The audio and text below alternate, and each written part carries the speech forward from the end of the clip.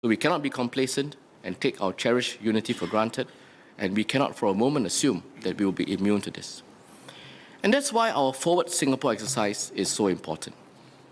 One pillar of this exercise is the Unite pillar, where we bring Singaporeans together to explore what keeps us going as one people.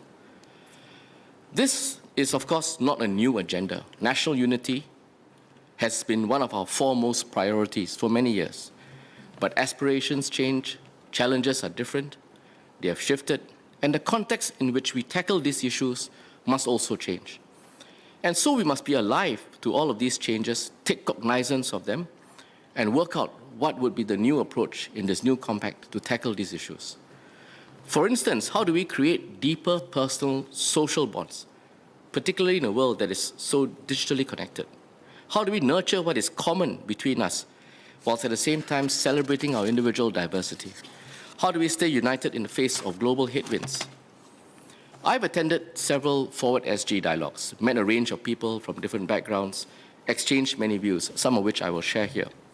And I must say that overall, I'm very encouraged by what I've heard. I've come away with a significantly renewed sense of optimism that Singaporeans care deeply about that unity, they appreciate how fragile it is, and they want to come forward and proactively play a part to contribute to ensuring that we don't lose that unity.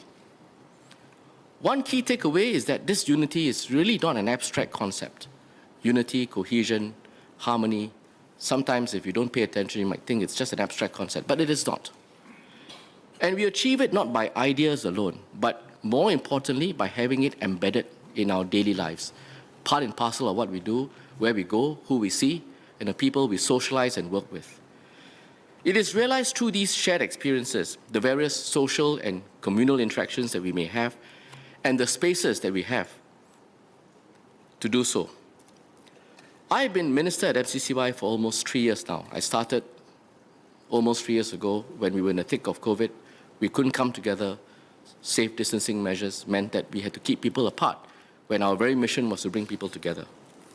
But over the last half a year to a year or so, I've been fortunate to be in my capacity, to be at the intersection of so many different touch points of our community, where people from a broad cross-section of society come together to pursue their passions. Whether it is in sports or arts, heritage, culture, language, the youths, the grassroots network, or the various Chinese clans and associations that I meet on a regular basis. All of them come together at the different intersection points. And all of these sectors of our community represent tremendous opportunities for us to build our social capital and enhance our sense of cohesion and unity. These are the platforms on which people can engage with one another day to day, and through such interactions, begin to foster deeper relations and build trust and rapport.